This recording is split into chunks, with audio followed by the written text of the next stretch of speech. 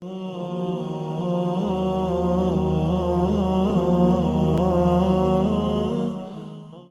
صلی علی سیدنا محمد وعلی آل سیدنا محمد وبارک وسلم۔ السلام علیکم ورحمۃ اللہ وبرکاتہ۔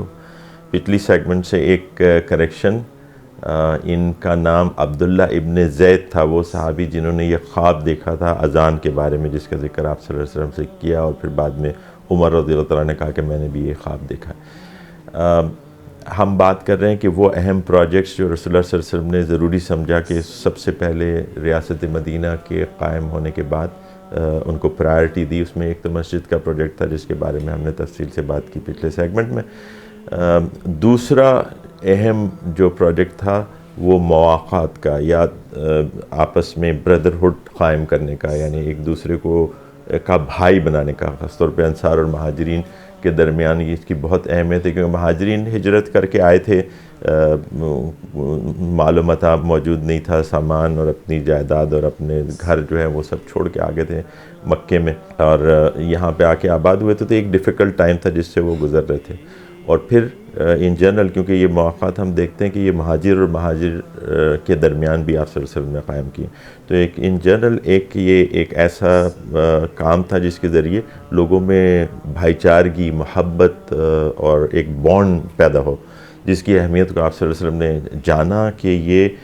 ریاست کے قیام کے لیے اس کی کتنی اہمیت ہے۔ اب جیسے ہم کہہ رہے ہیں کہ یہ جو چیزیں ہیں، اس میں ایک بلو پرنٹ ہے تمام تنظیموں کے لیے جو دین کا کام کرتی ہیں، تمام اسلامی حکومتوں کے لیے، ریاستوں کے لیے جو مسلمانوں کے افیئرس کی دیکھ بھال کر رہی ہیں،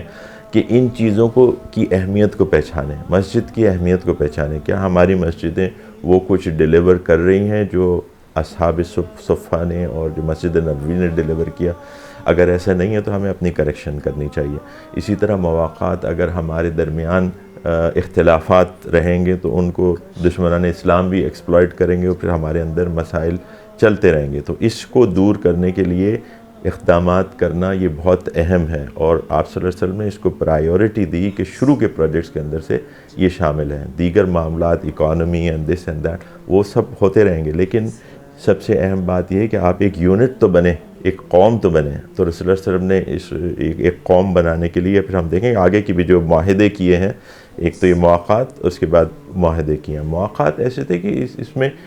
شروع میں تو وراثت میں بھی جو لوگ تھے جن کو ایک دوسرے کا بھائی بنایا،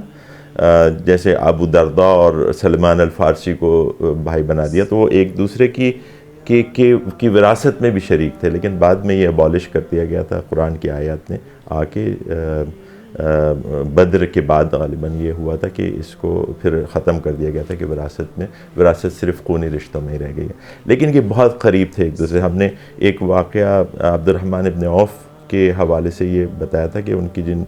کے ساتھ ابن ربیعہ کے ساتھ، عبداللہ ابن ربیعہ کے ساتھ جو مواقعات قائم کی تھی، تو وہ ان کا اپنا سب کچھ آدھا جو ہے، جو کچھ مال متاع، حتیٰ کہ انہوں نے کہا کہ میں اپنی بیوی کو بھی، جو 2 بیویاں میری، ایک کو میں چھوڑ دیتا ہوں، وچ ایور یو لائک، تو وہ آپ اس سے نکاح کر لیں، لیکن انہوں نے کہا کہ نہیں، بس مجھے آپ مارکیٹ کا پتہ بتا دیں، اور پھر انہوں نے اپنا کام کیا۔ لیکن یہ انصار جو تھے اپنے اس ایثار میں، جس کا بے شمار آیات میں قرآن کے اندر ذکر ہے، والذین تبوؤا الدار والایمان من قبلہم،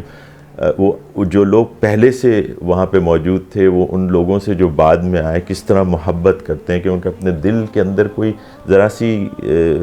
خلش بھی محسوس نہیں کرتے۔ یہ قرآن کی آیات ہیں، ان کی مدد کرتے ہوئے، ان کو اسٹیبلش کرنے میں کبھی یہ کوئی جیلسی نہیں ہوتی ان کو، جیسے کہ ہم آج کل دیکھتے ہیں مسلمانوں کے اندر یہ بڑا ہو گیا کہ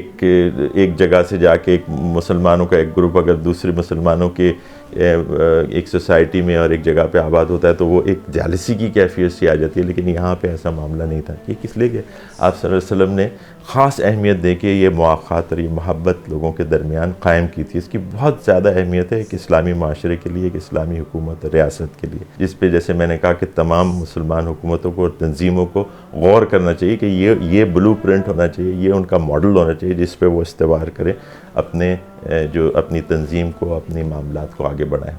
مواقعات کے سلسلے میں یہ کہ ابو درداء اور سلمان الفارسی کے حوالے سے میں بتاؤں کہ ابو درداء بہت یہاں کے پائس آدمی تھے، بہت اللہ والے آدمی تھے، دین عبادات وغیرہ میں بہت مشغول رہتے تھے۔ سلمان الفارسی ان کے گھر میں جب ان کی جو اہلیہ تھی اس وقت تک پردے کا حکم نہیں آیا تھا، ان سے انہوں نے کہا کہ بھئی یہ تم نے وہ بالکل تیار ہو کے یا اپنے آپ کو صحیح طور سے نہیں رکھتی تھی، تو انہوں نے کہا کہ ایسا کیوں ہے؟ تو انہوں نے کہا کہ یہ ابو درداء جو ہے وہ تو اپنے جو دیگر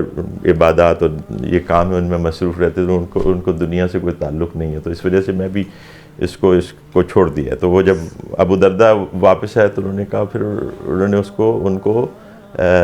تعلیم دی، ان کو کہا کہ ان علیک نفسک حق وان علیک لأہلک حق وان علیک لربک حق، یعنی تمہارے رب کا بھی تم پر حق ہے، تمہارے اہل و عیال کا بھی تم پر حق ہے، اور تمہارے نفس کا اپنے جسم کا بھی تم پر حق ہے۔